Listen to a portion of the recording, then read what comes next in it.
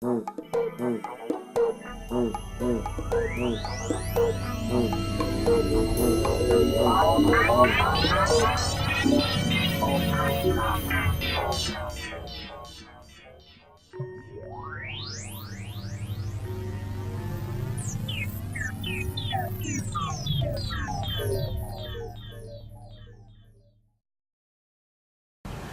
everybody, thank you for coming to this Snow Lake County. We have Diego Harris here. He is a wonderful sculptor from Upper Lake. But before we get started, I just wanted to say thanks to the Friends of the Library for the treats we're going to have, and if anybody wants to join, these are over there and you're welcome to join. Also, we have the March newsletters at the front desk about what other things are coming up in March. And if you want to fill out a form over there for what you'd like to have in programs or evaluate this one, you can do that. And also sign up for email notifications for upcoming events. So without further ado, here's Diego. Well, good afternoon everybody. How's everyone doing today? Pretty good, thanks. All right. Let's see, most of you are wearing green, so I don't have to pinch any of you. So anyway, I'm Diego. I was born in Mexico. I'm very white, so you don't have to be like, you don't look Mexican. Yeah, I'm white, and I'm very tall, 6'8", so we got that out of the way right off the bat, okay? Lived in Southern California for a while. My parents just sort of like gradually meandered north to get away from, city. And we wound up here about 20 years ago. So I've been living in Lake County since '97. For many, many years I did farmers markets, sold jewelry, gourds. My mother made baskets and such. That's me. Yeah, all right. You want to go this one? There's my gallery. It's a little tiny gallery in Upper Lake, and it's been there for 11 years. So you should know about it by now. You know where there's like the corner of 1st and Main, it's like the only intersection in Upper Lake. I'm in this big blue-greenish colored building that most people think is just antiques, but there's like a little hallway that goes down the middle, and there's different shops. There's like a massage place where I just got a massage the other day, so I'd be like prepared to talk to you all without being like this the whole time, okay? Because these sculptures hurt my back sometimes, yeah. So massages is something I've had to learn about recently. There's place like clothing, they do, they fix your clothes and stuff, take them in, let them out, We got all sorts of neat things in that place, so come on down and check it out. It's not just an antique shop, but yes, 1st and Main. All right, next slide.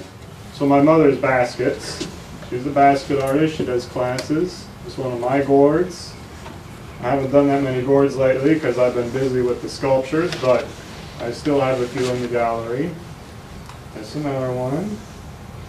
There's some of my jewelry. I've been selling jewelry around here for 20 some odd years, and some of the motifs from the jewelry kind of make it back Into the sculpture. into the sculptures. Because people go, I recognize some of these designs in your sculptures. For many, many years of making jewelry, it's been imprinted on me, so I can't help it. So sue me. I copy my own stuff. So the next one is my very first ever bench that I made. And I took a welding class, and this is something any of you want to do. You can take a welding class through the Mendocino College. They do it at night at the Kelseyville High School. It's a really nice class. It's inexpensive to be in, and you learn all about welding, which is a real handy skill. And I actually made that in class, all out of scrap junk that I had collected, old muffler pipes and scrap metals and such. And the next one is another one I made actually partly in class. I think I finished it at home, but that's all just junk. Scrap hood from a tractor. That blue thing is from a fountain that's actually made out of copper. Old rebar, alike. Anyway, this is what got me started on welding, making benches. I did a few of those, and then after those couple of benches, I did another sculpture. There it is. This is like the first one I did in my own home shop in Upper Lake. I bought this little old grow house that had been just torn to pieces, and like homeless people had broken all the windows and were squatting in it. It was bad, but I bought it and I turned half of it into my welding studio. I made this and this. Oops, sorry. There's that and that. That and that. Pretty basic materials, old scrap metals. Tools I was using were very rudimentary. I was cutting out the metal with a Sawzall and like a little electric coping saw. It was very loud, very hard on my tools. But it was cheap stuff I was doing. Didn't have the money to buy like nice tools yet. But the thing was, I wound up selling, you know, these sculptures. I go out and buy new tools, you know, like what do you know? You go, you make money and then you go buy the good stuff. Like these people, they tell you like, oh, it's not really about the money, you just have to do what you love to do, and that's the most fulfilling part of being an artist. And I'm like, yeah, but like when you make money, you get to make better art, because you can go buy the stuff to make the good art, and then you go make more money, and then you go like fix up your shop better, and all these things that artists tend to think are like some kind of fairy tale story, you know. All right, the next one here, another bench, all made. This one is like really scrappy. These are old fenders I found in like a ravine or something. Chunks of this thing I found. I'm literally finding stuff in ravines. Like if you go driving around and you see like there's a sign that says no dumping, violators will be punished to the fullest extent of the law. I'm like, that's where the good dumping is. And it's true. If you're gonna go spend like $1,000 to get a cheap sign made, it's gotta be for a good reason. So I go down in these ravines and there's like just garbage there, and I get in trouble because it looks like I'm dumping. I mean, what are you going to say? You see a guy with like a bunch of old washing machines on the side of the road. I'm like, do you see the 100 years of leaves inside of it? Or like it's full of millipedes and stuff? I didn't bring it from my house like that. I mean, come on, what do you want from me? I'm trying to help you, you know? One time, oh, I forget who it was, some political person that came to my house. I had just unloaded some of it in my yard, and they were on about something. It was like running for sheriff or something, and I'm just sitting there like a hillbilly or something, just like pulling mud out of an old washing machine or something like, well, what you want? What y'all doing around here? Can't you see I'm busy? You know? And they're like, okay, I'm sorry I bothered you. Obviously, you're not a voter. I'm going to leave. And they're like, they leave. I'm like, oh, they're gone. But this is like an old Plymouth fender here. There's chunks of water tank. This big blue thing up there is the top, or no, bottom of a water tank. That's like an International Harvester hood. All right. Enough about that, it's crazy. You get poison oak too, that's another bad part. I don't care how careful you are, you're gonna get poison oak. Oh, and the rattlesnakes too. Rattlesnakes like old washing machines. They do. They really like them.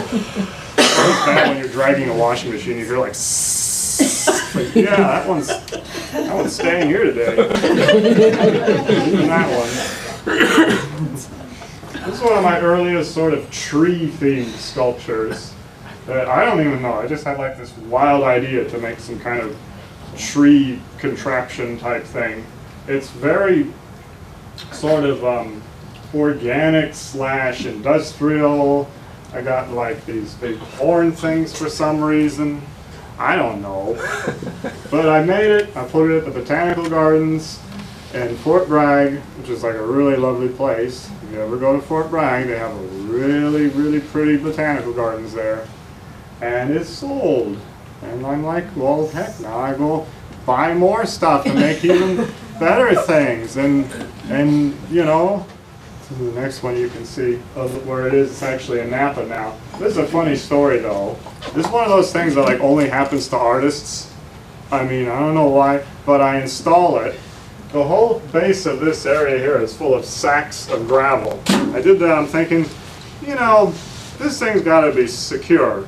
Mostly because the guy who bought it is an attorney. And like a good attorney, you know, not like a evidence chaser kind of attorney. He's connected. I don't want to mess up his stuff. So I'm like, we'll just make sure this is really secure, you know, because I get there and it's just this little like pile that he wants me to put it on. I'm like, oh, this is what you told me was going to be like all set up for me. Okay, well, I hope you have a shovel, dude. So here I am with this like a Napa attorney all day, just chipping away at his hillside, stacking rocks, putting in the sculpture, and loading this thing in here. I had to climb up on a ladder, put this top part on. It all comes apart in pieces. He's going, no, this isn't going to like fall over and land on my like $40,000 brand new Airstream trailer that I park here, is it? And I'm like, oh, don't worry. It's not like you're in earthquake country or anything. I said that just to be mean. But the next day they had an earthquake. A pretty decent sized earthquake. I felt bad. I was actually awake when it happened. I was in Clear Lake visiting my parents, and I felt this earthquake. It was like being on the ocean, like you're on a boogie board. I was going like this, and I could kind of pinpoint the direction. I was like, that's coming from Napa. You know that was going to happen. Why did you say that? I'm like, yeah. And I knew. I'm just like, but you know, it's fine. I made a bad joke, and it's like, it's going to prove me wrong, so it's going to be fine. Sure enough, it was right there. Nothing happened. Their giant glass coffee table that's like that thick moved about 1.5 feet in their living room. But the sculpture is fine, so they're happy. They ordered 2 more things. They're like, really? Fill the yard. We're going to get rid of all these dangerous trees.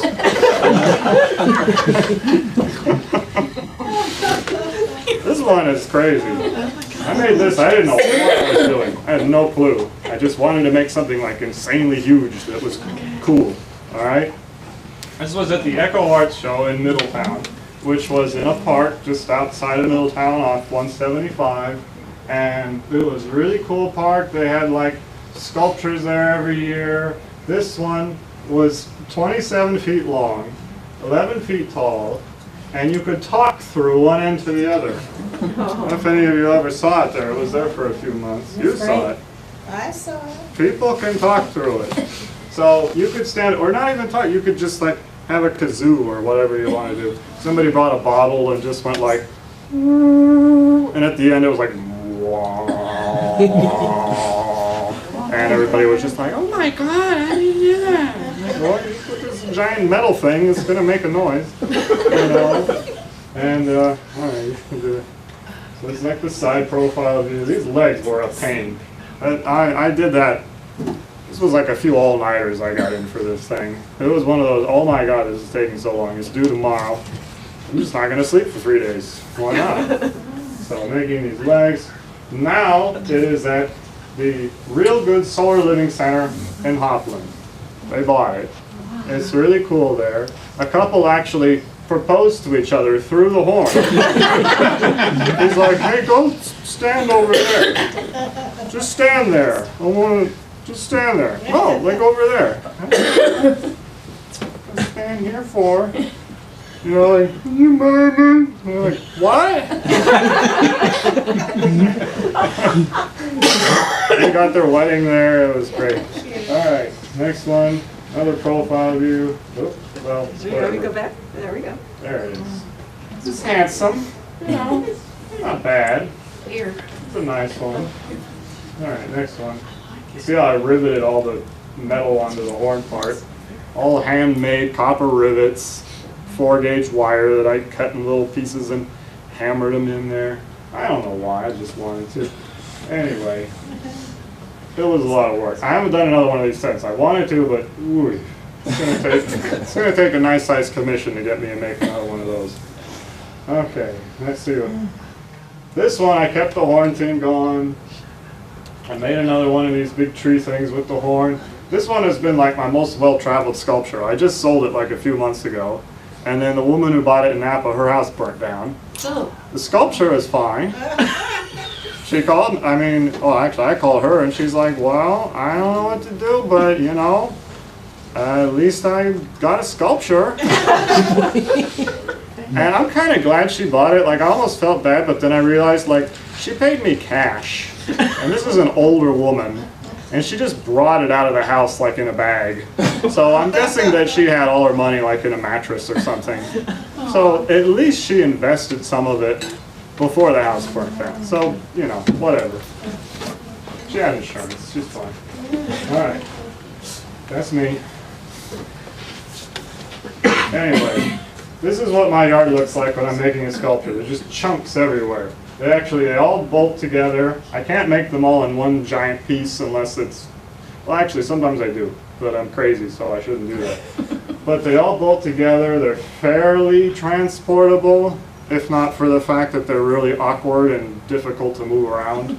But this one was called the Olima tree. It was commissioned for a couple in Olima that actually wanted the giant horned serpent one. Only problem is the only place they had to put it was on their big fancy septic mound that they have to have inspected every few years or whatever. And I'm like, nah, it's not really great, but as much as I want to just take people's money, you know, sometimes it's a bad idea, you know? And I don't want to get sued. So I'm like, okay, I'll make you something really cool, but then it'll fit like in this little patio area you have. All right, and a couple more shots of just me, all the different chunks. There's like 9 pieces for this one. That was the horn on this one, which is pretty big for a tree. You know, there's me setting it up in their little courtyard, and it actually went pretty well. I had just coated it at this point. I put like a weather sealant on it that you can't even buy in California anymore because California is like really scared of cancer. So I have to like sneak it in from other states and stuff, you know. Don't tell anybody I said that, but I do. It's like semi-illegal. It's slightly illegal. All right, next one. Out if you want. I had to get up there. So anybody at home watching, don't tell anybody. So anyway, this one, I actually had to climb all the way up there and put this thing out on my shoulder. The ladder is very rickety. One of the bolts is falling out. It was weird. There's actually, if you go on my website, there's like a video of me setting it up. I don't want to do it because it's kind of long, but you can see me actually like humping chunks around and putting them on. Anyway, next one is finished product. 14 feet tall, very handsome, cool sculpture. They're very happy with it. Oh, now I gotta make another one like this. Somebody in Carmel wants one. I tried to get them to buy something I already had. I tried real hard. I'm like, Diego's gallery has all sorts of cool sculptures you can pick from. Like, we want that one. Well, you're not going to get that one. Can you make one that's just like it? No. I'm not going to make one that's just like it. Can you make us one that's similar? Okay, fine, sure, why not? So now I got to make another one of these. And all right, next slide. I got into just like big spiral type things. By the way, this is outside of my gallery. If any of you need a spatial awareness reference, that barn is across kind of from my gallery. But people got nitpicky about it being in the safety zone of the parking lot area. They're like, you're not supposed to do that. And I'm like, well, you know, why not? Public. I'm public. Whatever. I took it out. Next one. Another bench. Another scrap metal bench. All different. This one's actually got rocks on it too. Put rocks on there. Needed to be grounded. Another old tailgate. I'm always finding old beat up tailgates. cutting them up, putting them in sculptures, old mufflers. I go to muffler shops and go through their garbage a lot. It's funny. You want to just have like a fun afternoon, go to a muffler shop and just be like, hey. You just like wait till they're not, you just stand there real awkwardly, like underneath a car or something. And finally they're like, what do you want? I'm like, hey, can I go through your dumpster? And they'll be like, hey, that guy don't usually show up until Thursday. What you doing here? I'm like, yeah, I know, that's why I'm here on Tuesday. Don't go on Thursday. That's when the guy comes. I guess, I don't know. Depends on the muffler shop, whatever. Alright. This one's pretty cool. Call this one the Borax Lake Bench. Yeah. Because chunks of it were found at Borax Lake. I mean, I can't remember which chunk. Oh, this bumper, that bumper was all smashed up. Old, like, Ford van bumper. But I cut out the smashed part and put it in. This is all water tanks. Old galvanized water tanks that poison you very badly if you weld on them. But I ground all the chromium and zinc and everything off the edges. This blue, that's what the inside of your water heater looks like. The inside of your water heater tanks are bright blue and they're like pretty enameled glass. It's pretty. Why do they do that? Who's gonna know? I do. Because I found one on 11th Street and I took it home and I cut it up. And they're very beautiful on the inside. People should, I don't know, make stuff out of them. I do. Anyway, don't throw out your garbage. Just save it inside your house. This is a big sculpture. That thing's huge. Look at that. I mean, I don't know how tall she is, but it's pretty big. 22-foot tall sculpture. This one I made. It took me a while. This is the thing. I made a mobile for it. And next thing. Different angle. It's got holes in it. Some reason I wanted to do that. Put holes in it. This one I call the selfie hole. People like to stick their face in there and get their picture with it. You can see through it. Well, this one has been around for a little while. It was here in Lake County, in Middletown, at the Trailside Park in Middletown. And then, wouldn't you know, next photo, we had a fire. The park burnt down. And most everything around there had burnt, including most of the trees. But my sculpture was fairly okay. Parts of the mobile had fallen down and burnt, but I fixed them. All right. That's where you can kind of see, like the wind from the heat was such that it actually like swung the mobile so hard that it ripped one of the things off and fell off. But luckily, I make these things pretty sturdy.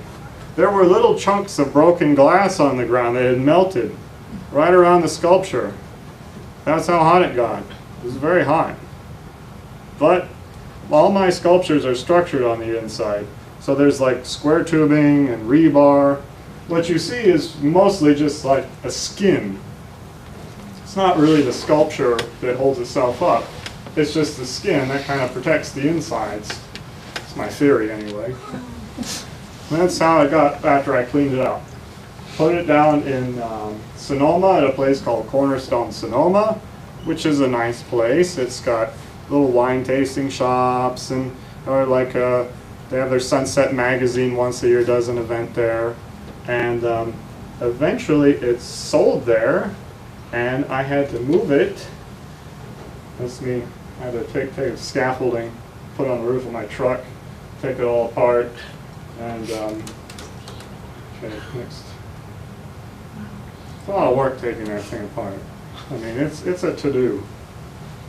This is me having it all in the trailer. I took it to Sacramento. The guy who bought it in Sacramento had to sell his Porsche to buy it. He's an older guy, retired professor of engineering, I think. He was like, well, I can't afford it unless I sell my car.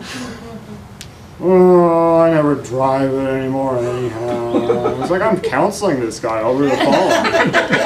I didn't know, this is my job more than you think. I'm not a counselor. People call me up and they tell me like, oh, I'm getting older, my knee's bad, I don't really like shifting anymore, and this car is just, it's eating up my wallet, the rats are chewing all the wiring out. I'm like, dude, just sell the car. He's like, I'm gonna sell the car. They literally just want you to tell them to sell it. It's weird. It's like they don't want to be the one that does it, because it's like sentimental. But if somebody goes, go sell that car right now, I'm coming down there, and they're like, okay. I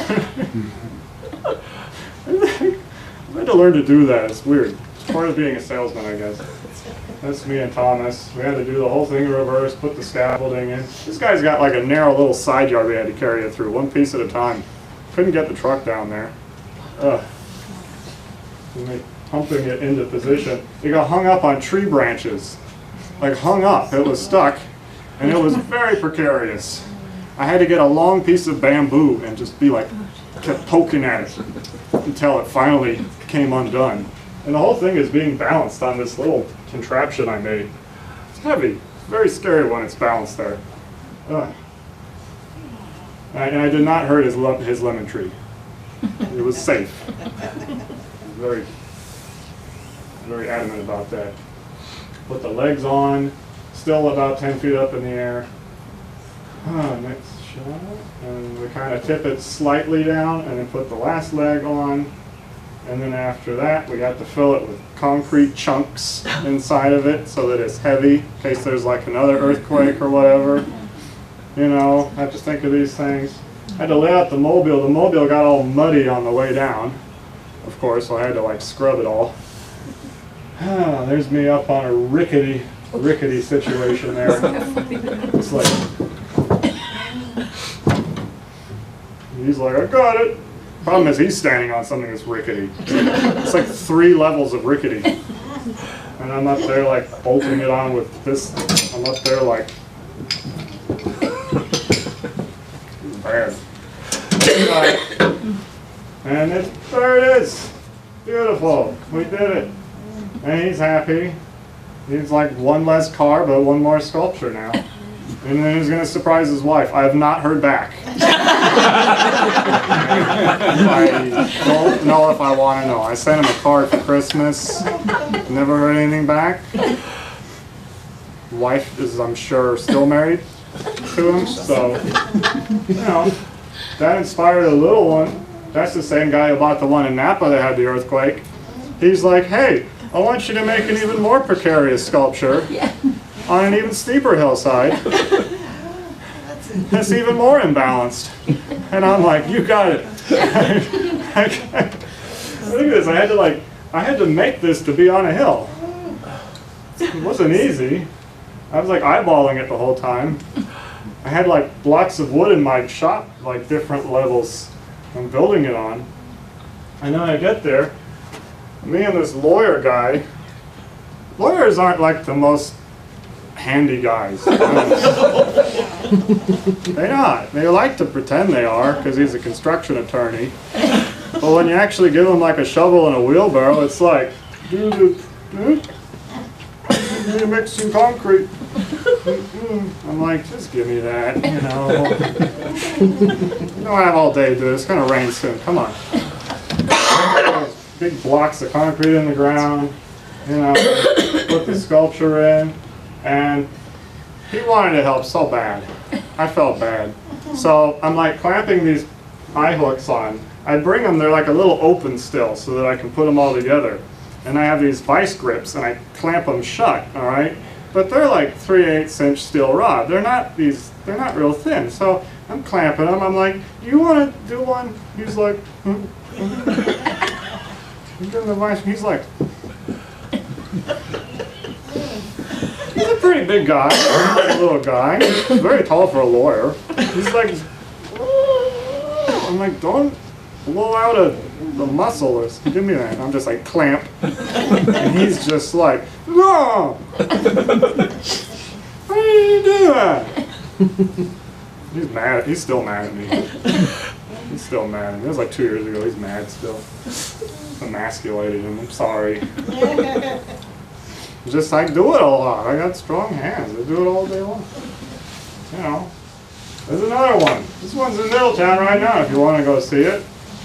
It's at the Middletown Art Center, which is What like... happened to the mobile? It's gone. I was there the other day. They told me that some windstorm or something, it fell off. It was. They told me they were going to fix it though, so now I got to call them. But anyway, yeah. Problem with the mobiles are they are prone to wind. So they're kind of like not the best thing for like a high wind area. And I've figured it out pretty much so they don't get hung up on themselves anymore. But if they get spun around too fast, the little eye hooks will like twist themselves off. So I don't do so many mobiles. They're kind of like tricky. People like them, but then they get hung up on tree branches and stuff. But anyway, here's me making it. All inside is structured with rebar. I put the skin over the outside. It's a flange so that I can unbolt them. 2 big plates of metal that go together, and I cut holes all the way around the edge. Problem is, when you're welding on it, they warp. It's really bad. Like heat warps metal. Go figure. So these flange things, I have to weld them all shut when I'm working on them. And then I build this thing. When it's done, it's like I have to go and cut it all off with a grinder. It's not such a big deal. Only the problem is sometimes you cut it, you think it won't come off. You start freaking out a little because it's like, I know I've cut all these welds and it won't come off. It's stuck. So then you like start hitting it with like a hammer. And then you just get really angry and you start just banging on it. Then you forget this whole thing is just like sitting there, right? And as soon as you break the flange, the top part like falls on you. And then you're trapped underneath a chunk of sculpture for a little while until you like wriggle yourself out. And so far I've been a pretty graceful partner dancing with the sculptures. None of them have killed me yet, but they've tried, you know. They've tried. Alright. This is how they all start, sort of. Some of them are a little different, but for the most part, this is all rebar. I have to cut every single one of these pieces of rebar with bolt cutters. For one thing, my shop is in a neighborhood, and my neighbor gets really mad at me if I'm up grinding with a grinder at like 2 in the morning. And she will literally just walk into my house and just like sit someplace until I notice her. And it's very spooky. It's very startling when I go to look, oh God, Susan, you cannot just sit there like that. You're gonna, I didn't want to bother you, but it is late and I was asleep. I'm like, then you leave a note or something, jeez. Sorry. But anyway, every single one of these pieces of rebar, there it is. There's no like machine that I use. I take the rebar, I take the pipe wrench, and I bend it a little bit at a time. If you do it too fast, it looks bad. You get like a kink. And there you go. You take that over there and you match it up with the curve. It's a little wrong. We got to do it a little more right there. A little more right there. This is just me, like all night long sometimes. There we go. Got a nice curve there. You take it, you tack mold it in place. Usually I'm using longer pieces or shorter pieces. And it goes for all these little pieces too. Most of them have to be curved. Because as the metal on the outside, when I go around, these panels, when they bend, they actually, like, this isn't such a problem, but on the inside curves, if they're not bent in, they'll be bumping on the back of this. So I have to bend all of them too. This is the part that takes a while. And when I first started making sculptures, I didn't do this. I would just use heavier sheets of metal. I would cut them out with curves, like just like, this is a good curve. I'm liking this curve. Let's see what this does. It's like when you're first starting, you're like, let's see what happens. I'm curious what this will do, you know? And then it doesn't do what you want. Then you change it. Then you get very frustrated. and you like pretend it's not there for like a few weeks, and you know, take up whittling or something. I don't know. Sooner or later, you got to find a way that just works all the time. And basically, it's making a structure underneath and then paneling on top of it. Okay, next shot, please. This is pretty much a whole sculpture as far as the sides go. The bottom has to be really strong, so there's lots and lots of rebar. Gets a little more, you know, lightweight and flimsy as it gets taller. And then at the very top, I don't really do that because whatever I'm putting on the top, either a spiral or like a squiggle, whatever, those are pretty much just shaped by however I cut the metal. Okay, next shot is a close-up. See, as it gets higher up, I don't have to do quite so much structure, so I just do like a few of these little X's. The other nice thing is that these are much easier to just cut out and redo if I don't like something than having to like cut all of these off and redo them. Because like the higher up I get, the more things tend to like warp and change as I'm going. Things are a little different, I don't like it, I just go in and I fix it. It's way easier than making a whole sculpture and then deciding you want to change it later. Alright, next one. There's another flange. You can see it's just two plates I weld together at the edges. There's holes in them. Getting the holes the right size is kind of a pain. I have to weld like through. I mean, I cut through both of them at the same time with a plasma cutter. The problem is that it's not really straight. Then you have to go in afterwards with like a file and file them out. This will be starting to panel one of them. This is one of my newer sculptures. Really tough stuff. This new metal I'm just buying lately. It's called Core 10 steel. It's a different kind of steel. Has a little bit of like nickel and manganese and chromium and copper. It's all just these little trace elements they add so that when it rusts, it only rusts a certain amount and then it kind of like slows down to almost a stop and it doesn't like rot the way mild steel does. Problem is it's really tough stuff. It's very, very, I mean, a piece like this I could bend with my hands if it was mild steel. This stuff, it doesn't want to. So then I got to use my legs and do it like this. Okay. I have to do that with these panels. Yeah, it hurts. They're big panels too. Problem is that I want to get it curved like this. Used to be I could just take a big rectangular piece and kind of bend it and then just sort of hold it there and sort of lightly trace the outline, go cut it, take it back and then do another tighter cut. Now I have to guess because I can't even bend these big panels. So I take like a little piece of wire or rebar or something and I match the curve, I take it to the table, over there, I cut it. Problem is that when you cut on a piece of metal, when it's flat, it's different when you curve it. It's like a conical section now. It's a little different. So you have to cut it slightly less curved. You have to start like there and cut to there. Judging how much you have to eyeball it and do a little less and a little more, that's mostly practice. So anyway, all these little pieces I have to take them and cut them, tack weld them on, all these little spots, 1, 2, 3, 4, like 50 tack welds or something. It's a lot. All right, next shot. There's a close-up. I'm actually working on 2 at this point. I find that it's handy for me to have 2 sculptures going at the same time because I can trick myself into working when I don't want to. Because typically when you're working on a sculpture and it starts to infuriate you, as they often do, you go, I'm just going to go, I'm going to leave. I'm going to go inside and eat a snack.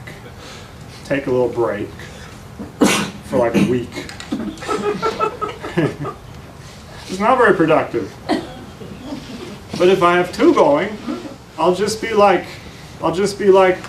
them to you know, play off the other one. I'll be like, why can't you be more like your brother? He does everything right in school. He doesn't get in trouble. You know, I'm going to go give your brother all the attention now to see how you like it. And And I'll just be like, yeah, he's doing such good work. Look at this guy. Makes the other sculptor jealous. Now he wants to do good, you know? It's the only way you can get them to do what you want. They're very stubborn. And they're so argumentative. I cannot even get a word in. Oh my goodness.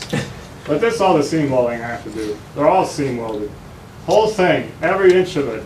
There's not like a gap. All of it. I use a lot of welding wire. The welding shop thinks I'm selling it to somebody else. So you get them all tack welded. I leave a little gap about that wide so that when I weld it, I get the rebar and that panel, they're all together. It makes like a nice triangle, very strong that way. If you don't get the rebar in there, I don't know. Probably not as good, whatever. I think it's good. Not an engineer, but it seems nice. This is how I cut out the spirals. This part takes a while. I gotta draw all of these. They have to be very nice and even, concentric.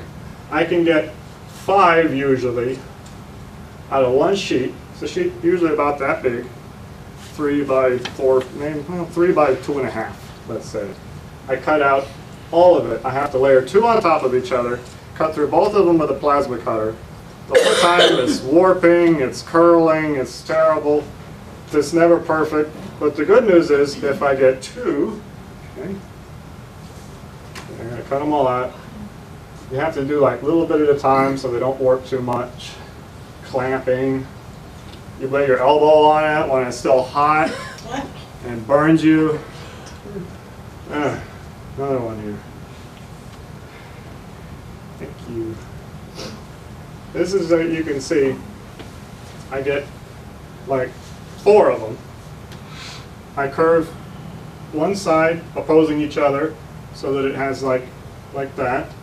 I lay like 3/16 inch rod inside of the curve, and that's what I use to weld it to. Otherwise the edges have to be perfect, and they're not. They're not perfect. But if you have a little piece of rod in the middle, it gives the weld something to back onto when you're welding it. It doesn't just burn through immediately. This was like a trick I learned a few years back. Okay, next shot. There's the finished product. 4-sided, all welded. I tend to they warp on their own, so I can't really take credit for it, but I'm just going to say I do that on purpose. But they're a little askew. They're not perfectly flat. Really cool that way too. This is how I get from like that last part where I just have the rebar here to the top part. It's basically the same thing as a spiral, except here it's just like this squiggle flame tentacle type thing that I make. Everybody seems to like. But in the interim, I have to like just tack weld it on there and then go eyeball it. And the difference might be 1/8 of an inch from the top to the bottom. So you're not doing much. You're basically just hitting it with a hammer and then tweaking it and then tack welding it again. Sooner or later you get pretty much spot on where you want. Okay.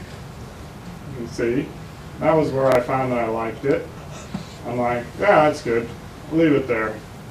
Problem is, like, I'm outside and the lighting is bad, but whatever. All right, next shot. I take it inside. I put all the little middle parts in. They're chunky looking and rough, so I gotta cap the edges all down with a hammer. And seam weld them all. Okay, next shot. Well, this is the bottom on these things. I can't just have the sheet metal coming down to the rebar because the rebar will be like rotting away in the dirt. So now I have these like thick heavy duty plates that I weld all along the bottom edge. And it's not much, but it just lifts it off the ground a little so they don't rust away too quickly. There it is, leaning on a bench I'm making. Whatever other sculpture I'm not working on tends to be like commandeered as furniture or like just a helpful tool. Everything has to be utilitarian in my shop. No room for fluff. Excuse me. Yeah. Back about 3 shots, Yeah. it looked like you had an open space in it, and then you covered it up. What is it? There. That No, one? further back. That one. No, further back. Further back? More. Yeah. There. Yeah. But you didn't leave it that way. No, I mean, people liked it that way. Everybody on Facebook liked it. It's beautiful, yeah, it's beautiful. Yeah, I mean, it's pretty. But you're saying that because those are just, They're very Rebar, delicate. It's they- very delicate. they wouldn't last because the rebar will, I mean, it might last for a while. The problem is that, like, it's open. Birds are gonna, like, fill it up with nests and stuff and Okay. debris. And it just, and it looks very nice. it's cool, Really cool. but it is delicate. And, you know, these things I gotta make them to last for quite a while because they are being, They're being I outside. mean, I'm selling them to people and they, you know, they don't go, I'm not selling these to like millionaires. Most of the time they're just middle class people that really want some cool art. And I'm a little expensive, but compared to like if you go to the Bay Area or something, they can't afford to get a sculpture like this in their lifetime.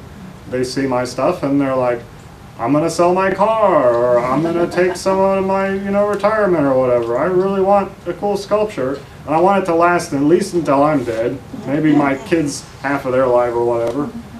I don't want it to be like they call me in 10 years, like, I need you to redo it, it's broken. That happens. I've had that happen before. Okay. But yeah. I sign them. I weld my name on there. The newer ones, I put a W for weathering steel, which is the other name for Corten steel. And that was the first one. Actually, it was the second one. But I told the people they were getting the first one. Okay, don't tell them. Don't tell anybody at home either. Technically, it was kind of the first one because I had already started the other one and that was going to be the first one. But like, remember what I told you about, like trying to make the other sculpture jealous, you know? I got so frustrated, I was like, you know what? You're going to be number 2 now. How'd you like that? And I built another one. I made that one number 1 before I finished the first one. Whoever buys the number 2, I'm going to be like, that's actually the first one. Don't tell anybody. Oh, I'm terrible. I'm a shill. That's what I am. And this guy even wanted these little tie-down things in the corner. I had to weld those on so he could bolt it to the ground, nobody would steal it. I'm like, okay. He calls me at the last minute. He's like, can you make some little thing at a time? I'm like, yeah. How big is that thing?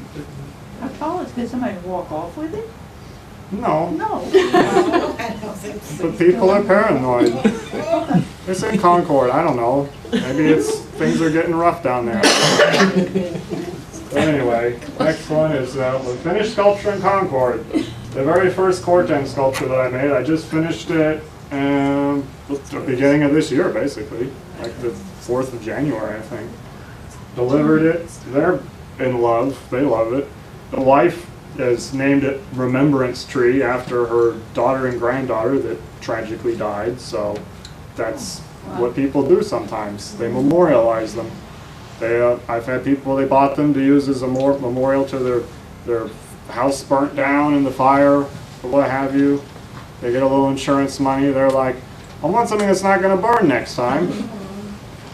I got a track record of things not burning in fire, so they buy mine. Okay, next shot. That's like my whole yard. Look at that. There's some back problems still from this thing. I tried moving it on my own, it was bad, I shouldn't have done that.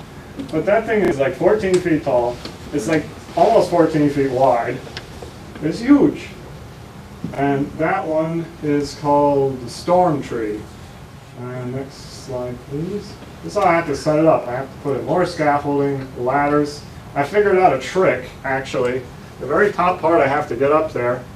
Like the 3rd time I tried to do it, it almost killed me. I figured out that if you bolt this bolt on and tilt the whole thing down, you can just swivel it up. You don't have to worry about it falling. I was embarrassed how long it took me to figure that out. I'm like, this was here the whole time. This was just here. And I could have done that. And I figured out, you figure things out when you really need to. That's what you do. Alright, next shot. There it is in place in Clear Lake, actually. Yeah, people in Clear Lake buy art. They do. I mean, it's like the last house in Clear Lake, but it's Clear Lake. I mean, literally the last house in Clear Lake. I know because I was hoping I wouldn't have to pay the district sales tax on it. I looked up the map and she's literally the last house in Clear Lake. I'm like, there goes another 50 bucks. Okay, it's for the roads, you know, they need it. Good tax. It's on Cache Creek. If you're ever going down Cache Creek in a canoe or something, it's public-ish. Just don't go on her property. Which direction on Cache Creek? Because we kayak there, so is it going towards the marsh? It's pretty close to the dam. Okay. It's like as far down the dam road as you can drive. So it's pretty close to the dam. This would be probably a nice time to go down there. If you got a motorboat. Alright, so that one worked out. Then I did a couple little ones, because you know, I was scared. I didn't want to hurt myself.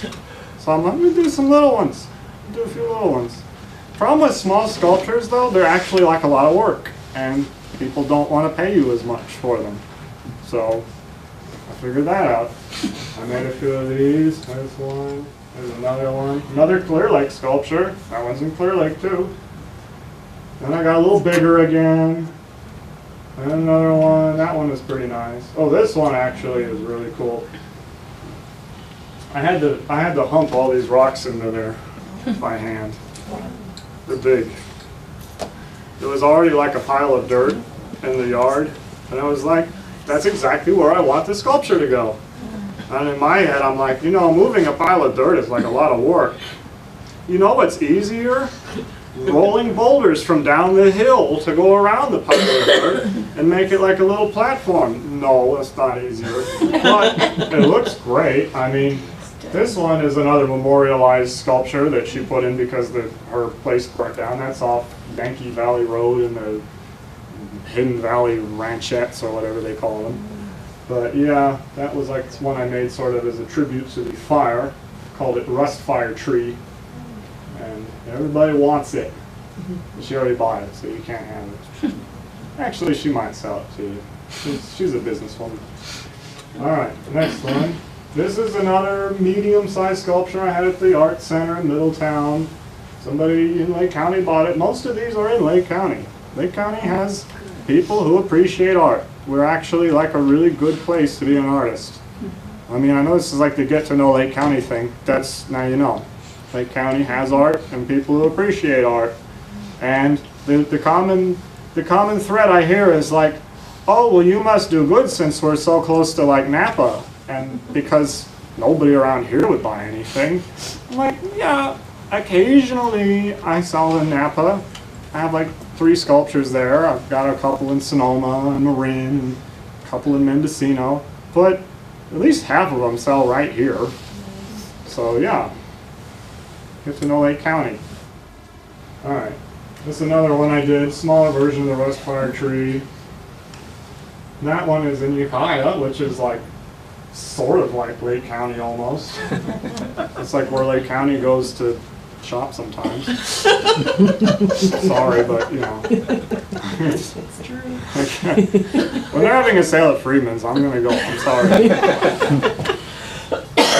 I go to Mendel now. I'm not like not a total sellout. But it's another scrap metal contraption type thing. That was the gate that I made. And this one actually has an antique gate hasp over here. Came off of the county work shed behind my house. They were throwing it out. They're just like throwing out these old boards. I'm like, ooh.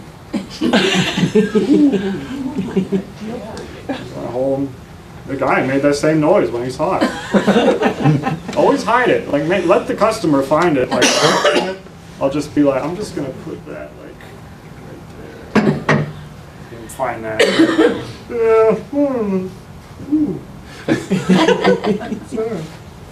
Pull that. You found it, huh? Well, let's saving this for the right thing. They love the trick of discovery. You know? If any of you all buy any of my stuff, don't remember any of this. Okay? These are very important secrets that I had to learn. Yeah, and I'm making a living as an artist too.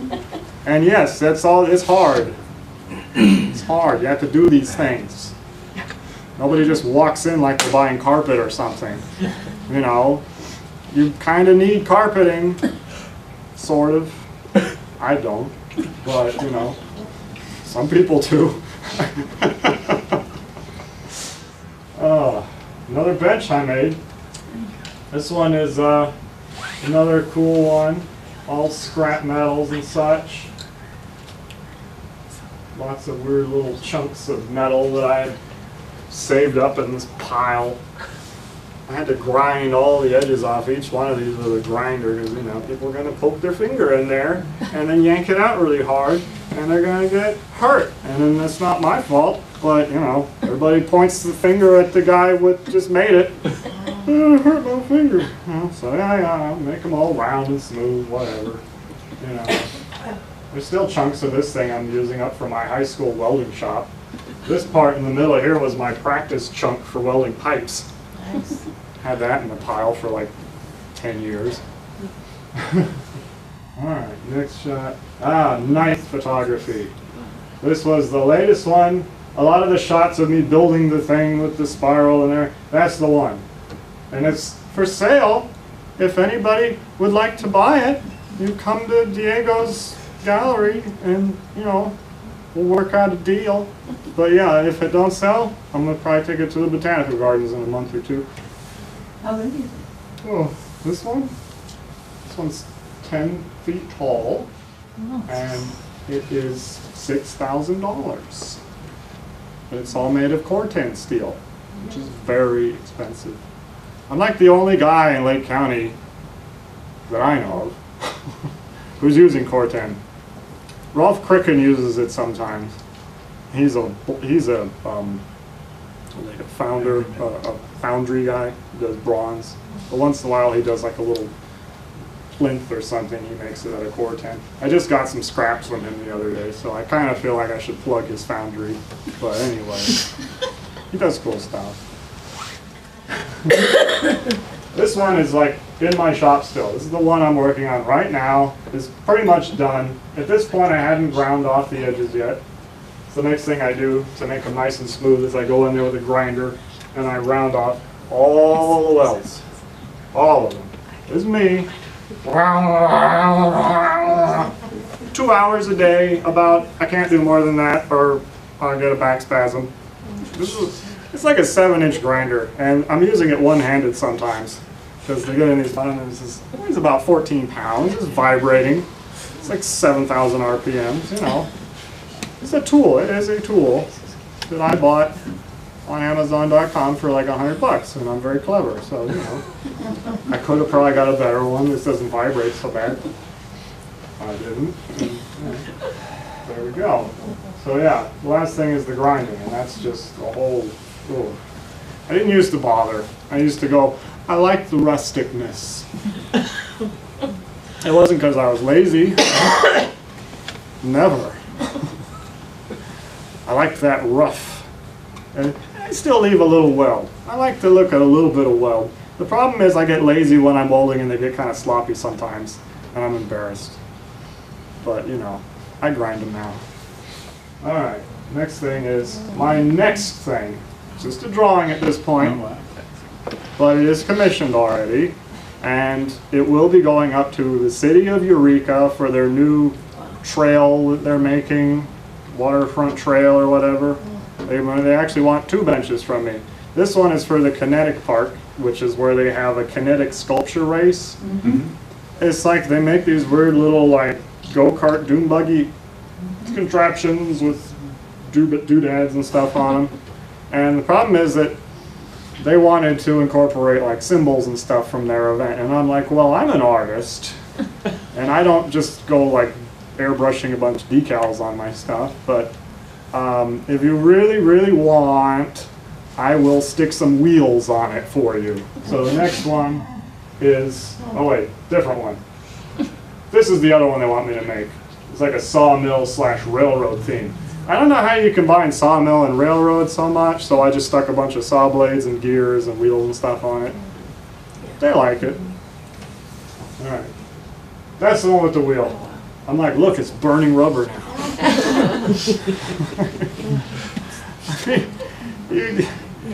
you feel kind of like a prostitute sometimes. I'm sorry, everybody, but when you're an artist and you're getting paid, and as high as your standards are, when they kind of start threatening they're not going to pay you, you're like, well, I'll go put a wheel on it for you. Do something, whatever it takes. I'll go fix it right now. So I thought, it's kind of cool. I don't know. It'll be like an interesting feature. It's not going to go anywhere. It's just for show. Now I got to find wheels for it now. Oh yeah. All right. Detailed shot. You can see the contours. Everybody's like, is it going to be comfortable? I'm like, well, it's not supposed to be comfortable. Oh, it'll be, I mean, it'll be okay. I mean, it's a park. What do you want? You're not supposed to sit there all day long. Walk around, you know. Feed the birds walking. They'll come to you, the birds. All right. Next one, so I'm going to do the armrest so that it's structured inside. This is just like all the stuff I have to send to these shows and stuff when they want things. I don't actually like doing all this. It's not really like my favorite, but I do it, you know. I send in the drawings. I do all of that stuff. And then that's the end of the presentation. If anybody has any like questions or anything. Sorry, it's anticlimactic. I was up at 3 last night putting it together, so I'm like, that's enough. They'll figure it out. Yes. So when I drive to Santa Rosa on 101, Yeah. somewhere around Geyserville, there's a bunch of sculptures along. Mm-hmm. So is that a gallery? Is that? That is part of the Highway 101 Sculpture Trail Corridor, I think they call it. But it's all along Highway 101. It goes from, I don't know if Cloverdale. It yeah, starts at Cloverdale to Geyserville, at least. I think there might be other parts of it too now. Yeah. But Cloverdale and Geyserville participate. I've had sculptures in there. A couple of these were in that show at one point or another. I don't have any there at the moment. I've been like busy, but there have been some. There is one in Geyserville that's there just permanently because the couple who sponsored it actually bought it. So now it's in their yard. It's not on that corner there near the highway, but it's in town. But is that meant for people to see what's available and then they If can? you want it, yeah, you can probably buy it. I mean, I don't know, definitely. Some of them might already be sold or on But I mean, permanent. it's not a permanent sculpture garden that the city's providing. Not really like It's more a, like a gallery. it's a rotating show. I mean, they're part of a nonprofit that they take donations and whatever, and then there's like some small fee from the artists, I think. And it's one of these nonprofits are very clever. They give like all these suggested fees. They're not really a fee because they're a nonprofit, but it's like, you want to give us 5% if it sells as a donation. I'm like, yeah, okay, I get it. Including installation, or is that It depends. If they're like in a show sometimes, and the show doesn't, sometimes shows don't like you to be sneaky. And like some shows are very classy and they're like, we want you to figure in the cost of installation with the sculpture. And I have to say like, okay, but I'm not gonna like ship it to Japan or something, you know? And then they go, okay, well within 2 hours, would you include that in the price of the sculpture? Oh, Occasionally I'll do that. Typically though, I charge more because it's never just take it to your house. Oh my goodness, some of the things I've had to do. Like, I mean, just go to the next slide, you'll see. Just the first slide, you can see I had to build this like shelf. That's a steep hill. I had to sit there for like 3 or 4 hours with a sledgehammer and a shovel, chipping away at the side of this hill, and then I had to drive down to the gravel place and get a truckload of gravel and rock and bring it back in the rain, and the mud on my boots was like to there, and I'm like stacking rocks in the rain and putting the sculpture in. Those things I have to charge extra for. Not a lot extra. I probably charge like $400 or something. I'm like, Yeah, you want any donation that you feel like giving me is gladly appreciated. And you know, they give you a little extra money, but it totally depends on the circumstance. Like the more complicated and longer it is away, the more money it is. Anybody else have any? Just a, Yeah, I'm gonna go first. Just a quick question on like your bench that you're doing for Eureka. I wouldn't hold you to it, but like a budgetary retail on that would be, They're paying me $10,000 are they, okay, per bench. per bench? Yeah. That's city, they got a lot of money. They're getting a $10,000 bench. That's a nice bench. I mean, I'm kind of cool. Yeah, yeah. My dad thinks I'm stupid. He's like, just sell them something you already have. No, that's a cool bench. I'm like, no, I'm not going to do that. I'm going to make them a $10,000 bench. I mean, minus like tax and installation. That's the budget. They're not going to give me an extra $400. Right. And another thing is that it's public, so I actually have to itemize everything I spend money on for the government and keep receipts. Yeah. And it's scary. It's pretty. It's a gorgeous bench. And it's hard to do that. But for one thing, I don't go buying materials for one bench. Right.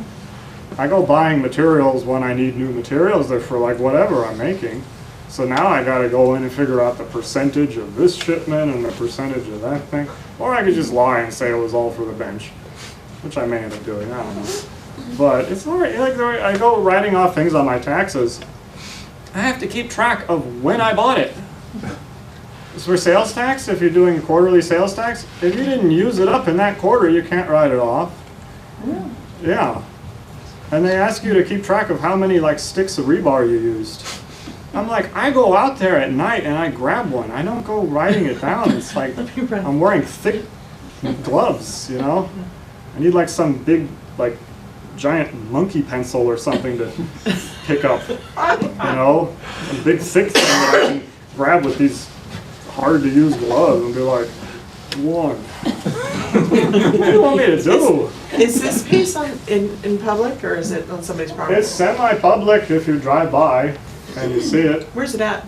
It's off Keeling Avenue, right over that way, Is in that North the Adventist Lakeport. church? Is that the church? No, it's not the Adventist church, but that's the lake. Yeah. Yeah. Like if you're going down Lake Shore and I want to say Rainbow or something. Anybody know where that Rainbow? Rainbow or whatever that road is that goes up a little ways, then you get to Keeling. The other one is you take the road that's by the Adventist church and it goes down towards the lake. Yeah, and that Keeling comes off of that. And another funny thing, this is how I do half of my sales. This is totally random. People always ask me how I advertise. Totally just off the wall stuff usually. Some guy was just driving by down there, and it's a bit of a, you know, a hill, so it's a ways down. Saw it and just freaked, and was like too embarrassed to knock on the door or anything. So he literally like wrote something on a napkin and just stuck it in her mailbox. I think that's illegal, by the way. Yeah, it is. That was Tony Jordan's house. If anybody knows Tony. Huh? Tony Jordan owned it all. No, it's Gillian Perillo, Yeah. or Jillian, They sorry, bought- Jillian, After Tony and died. Pierre. Yeah, I think it might have been who they bought it from. But anyway, they've been working on their landscaping and such now, and there you go. But the guy just wrote a thing on a napkin and stuck it in their mailbox. They found it, they got in touch. He really wants something now. He called me all excited. I've been looking for something this cool my whole life. He literally said that. I'm like, oh, geez, dude, how old are you? He's getting older. I'm like, it's a good thing you drove down Keeling Avenue. Like, you've been schlepping around like 70 some odd years and like you just found it. I hope you, thank you. Well, it's only been in there for years. Yeah, not even a couple of years, like a year and a half or something. I just bought another bench. I mean, Wow. these people, they see things and they want them. You don't have to go shoving things in people's faces. All you have to do is make something that's really neat and everybody wants it. And when everybody wants it, then somebody's going to buy it because they don't want to be left out. Nobody wants to be the not cool kid. that doesn't have a sculpture. I'm cool, I need a sculpture. Sometimes it's like that. Sometimes they just really, really want it. Sometimes they have to sell their car or kidney or whatever. But we got 2 of those. It's fine. And there it is. They bought it. Oh, you had a question. How long does something that size typically take you to make, and how much does it vary from your original drawing to the finished product? Oh, I mean, I'm gonna be dead honest. More than half the time, there is no drawing. I am so lazy when it comes to drawing, and I'm almost like superstitious about drawing stuff down. Cause like once you do like that, you're stuck. That's how it's gonna be. A lot of this stuff, do you just kind of organically start making things? I mean, I and let literally it come take some together? rebar and I sit on the concrete floor in my shop and I'm just there and I'm just building it up from the ground. And it's like that, I'm serious. Cool. I mean, yeah, sometimes there's a little design involved. Sometimes.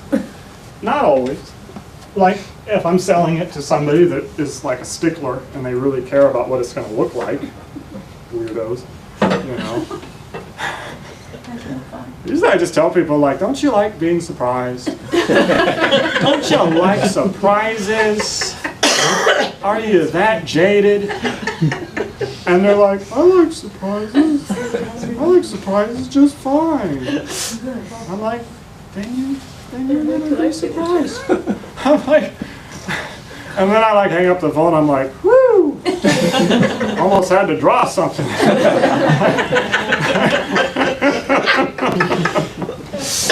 I'm so lazy. I mean, these things take me enough time as it is. Just a drawing is like 3 or 4 days sometimes. Oh, yeah. There's a guy in Carmel right now that wanted the other oleometry, you know? He keeps wanting more drawings. I'm like, you've already seen the one you want. It's gonna be similar to that. And you want to see how similar. Some people have got nothing but time on their hands. I'm sorry if you're watching, but I'm lazy. I am lazy, and then you've caused me a hardship. I'm sorry, but I have done so many drawings of that now, and I don't like any of them. It's enough to scare me off building it. That's the other problem. It's not working in the drawing. It must be a bad idea. I best not even bother. That's the other thing I'm scared of. It's not that it's not going to be a good sculpture, it's just that they don't translate very easily. Two-dimensional, this hard. They're like, so many things are going on. This one isn't so bad, but like when they have horn here and this thing going off that way and another one that way, it's hard. I mean, I've kind of gotten a few tricks doing it, but I don't. Those ones are tough. What was the other thing you asked me? How long it takes to do something like that size? That is way depending. That has like... If you didn't have to fight with this brother or anything and you concentrated on just the one. Like a month. One. Yeah. Like for this, a month. But that's a very exceptional exception. Typically, nothing takes that quick. But if I was just working every day, it would probably be about a month. And not even like really long days either, because there's only so much I can do in a day that my back can handle and my knees can. I just got knee pads like for Christmas. They can do this long. To be like, hey, you know those shooting pains I'm getting? I best try knee pads. I'm kneeling on concrete and I'm welding. But yeah, that's like an exception. But about a month of just working. And then like during the day, you gotta go to the welding place and get the wire and it's back ordered, and you're like, well, it's the only place to get it in Lake County, so we'll just wait another week. Oh, and then the welder breaks down, and then you got to call up Pottstown, Pennsylvania, and complain about that. And they'll be like, okay, well, this is the 3rd time it's happened, and you know, what are you doing? I'm like, I'm welding. That's what I'm doing. Yeah, right. You didn't want to be replacing everything on warranty. You should have made a better welder. Okay. I'm sorry, Eastwood Automotive, but if you didn't want to be spending so much money replacing parts for welders, then you shouldn't have bought such cheap parts. And then they sent me another welder, and then that one broke. Now they don't answer their phone anymore. I'm not joking. finally I had to just go buy a really expensive Miller-Matic welder that I'm making payments on. But it's a nice welder. First thing I did, I brought it home and I drilled a big hole in the back of it though. Because I have to buy such big spools now to save money that they don't fit in the welder. So I had to make it's like something a tweaker would make, you know? It's like, no, here's what we're gonna do.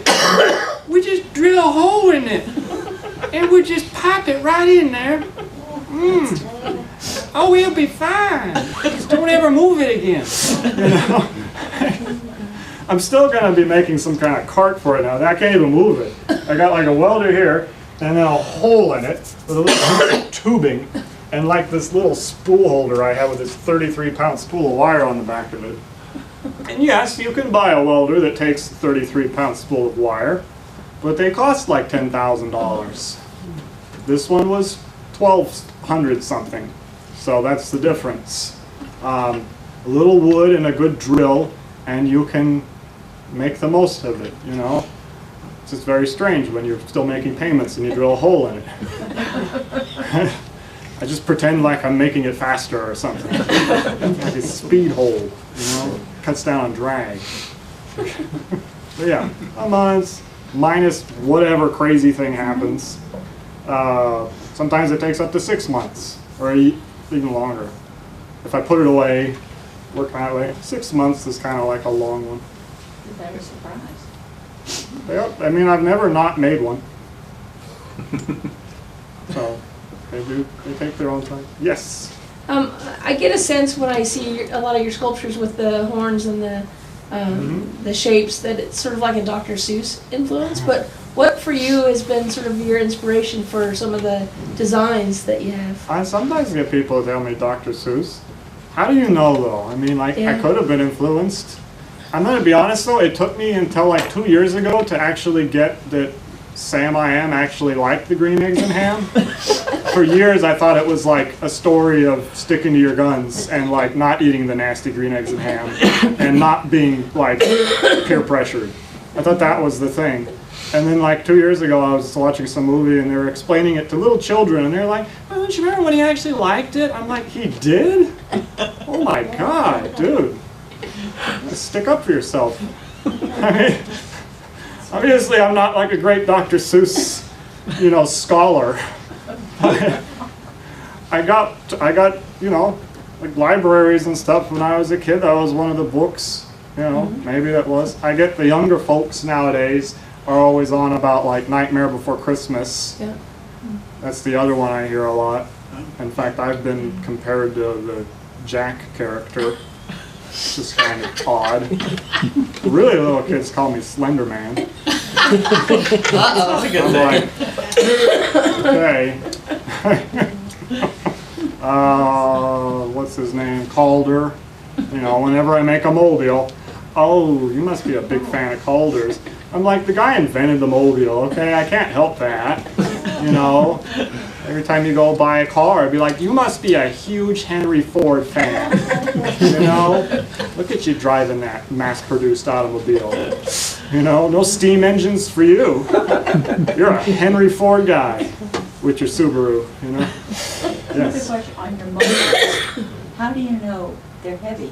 What they're gonna, you plant them on the ground. Ah, Hang on, you there's a trick to making mobiles. And you start from the very bottom, and you work your way up, one piece at a time. You make like this piece, okay? You find where it balances. Okay, it balances right there. So you put like a little marking with a piece of chalk there or whatever, and then you like weld your loop, or you actually bend it to make a loop, all right? So it balances. Then you have another one. Comes off of that one. You find where it balances. Balances right there. You have another one. If you're gonna hang something off of that, You have to start at the bottom. you start with the weights first. You have to start at the very bottom, and just whatever the piece is, that's what it has to be. So you know how it's gonna look when you Oh. eventually. You got, you make a few of them, you kind of get like, thing about mobiles, they do what they're going to do, you know. Like if it's all lined up, it might be the way you thought of it. Like, ooh, this piece and this piece and this piece. but they always are doing all sorts of stuff.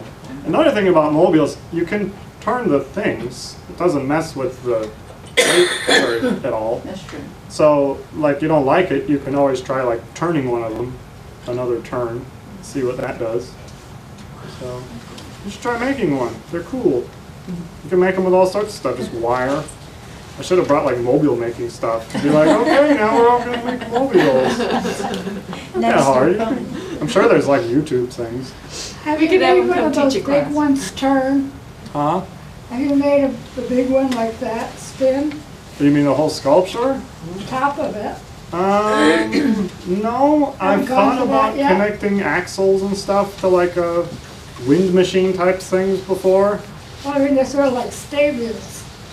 I mean, yeah, they're in pieces. They don't turn, but they come apart, some of I them. mean, they're great, but it'd be fun if they moved too. The only problem with moving parts is it's like one more thing to break, and then you gotta go fix it. Sometimes like it's a ways away. You gotta call like, hey, it broke, and we're having a wedding tomorrow.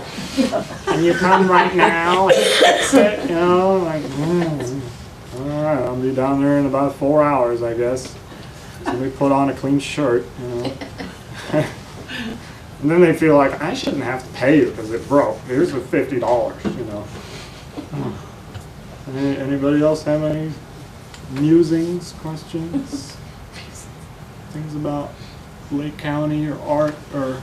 There was a dinosaur on Uglin Canyon in Clear Lake. Did you ever see that? There's a guy who makes dinosaur type things, what's his name, Larry or something? You can probably Google him, but yeah, there is an artist around here that does dinosaurs, I think. There's actually quite a few artists. Michael like Arts, that. there was another sculpture, a metal sculpture. Yeah. Lake County has had a lot of sculpture type things happen.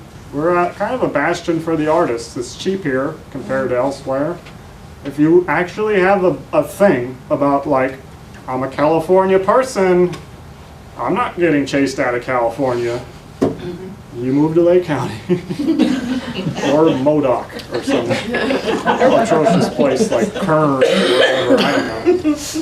Diego, when you put that chemical on Yeah. to preserve it, do you have to sand it at all? And Well, I do sand them before I do anything. as before, but what I about go after? in- It just goes on? It just goes on. It wears off over time, and you gotta recoat it. I mean, nothing's Because it has a perfect. nice sheen. Yeah. Every couple of years I gotta recoat them, or not. You know. I spent like, I did one where I didn't coat it for like 5 years, and it was fine. So it's up to the buyer. Some people like them to look like that. Some people like them they're more rusty looking. Yes. How much does one of those big ones cost? I think this one was $6,000, about somewhere in that neighborhood. 6? Yeah. But I guarantee you're not going to find a better deal anywhere else. All right. Well, I guess. Thank you for coming.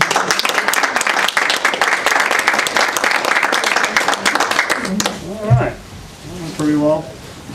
Anybody want any snacks? We got snacks. Feel bad if I eat them all before you get them.